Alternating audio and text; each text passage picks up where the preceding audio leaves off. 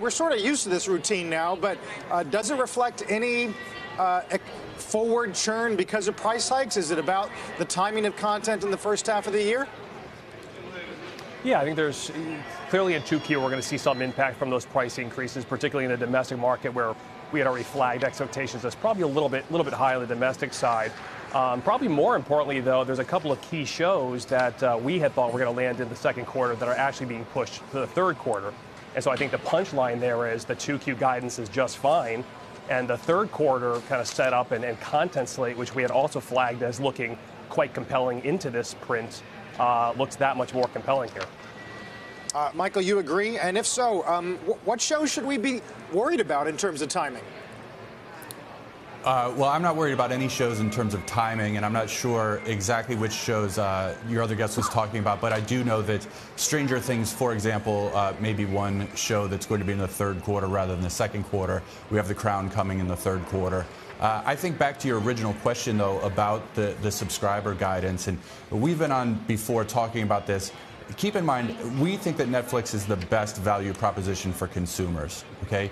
And in the second quarter, they have this pricing increase going through, and we're going to see, let's call it 1% to 2% pressure on their subscriber base as a result of this price increase, relative to about a 15% price increase. So we have a service here in the U.S. with 60 million subscribers that's able to push through a 15% price increase with about a 1% impact on subscribers. We think it's still very evident of the pricing power the company has. Matthew, I mean, it still feels like the jury's out on the competitive threat that Netflix faces. Reed Hastings did address this head on, both in the press release and then in that subsequent interview, says they don't see it as a material threat. Are investors going to buy that?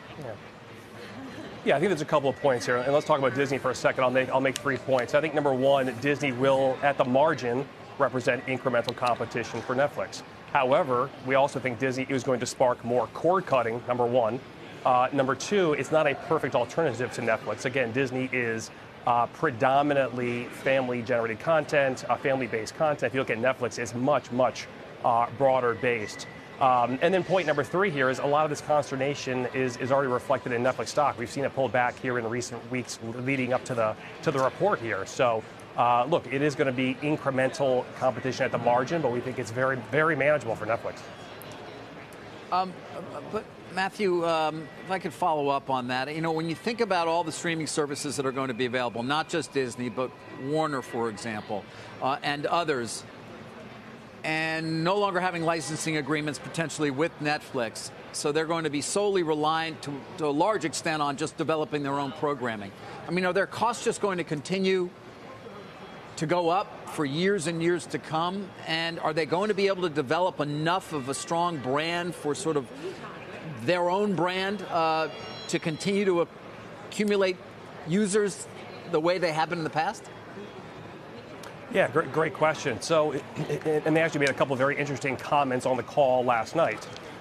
If you look at this, you know, their content spend is going to continue to increase, no question, but it's been a mix shift and will continue to be a mix shift towards original content as opposed to licensed content. They made the point on the call last night that if you take the four largest studios, you know, Disney, Fox, Warner, and Universal, they are the minority of viewing on the platform, and they are the minority of content spent on the platform, and that will continue to come down. And then just finally, this content doesn't go away overnight. This has been happening. It will continue to happen. It is gradual, and they have license agreements that probably put a longer tail on their access to that content, a little bit longer than most expect here. So again, we think this is very manageable. Michael, you know, it's interesting. There seems to be a disconnect. You look at some surveys about Netflix subs and the shows that incentivize them most to subscribe. They're names like Stranger Things, things that are done more in-house than out of the house. But then you look at things that are ostensibly viewed the most, and it is shows like Friends. I mean, how do we know which it is?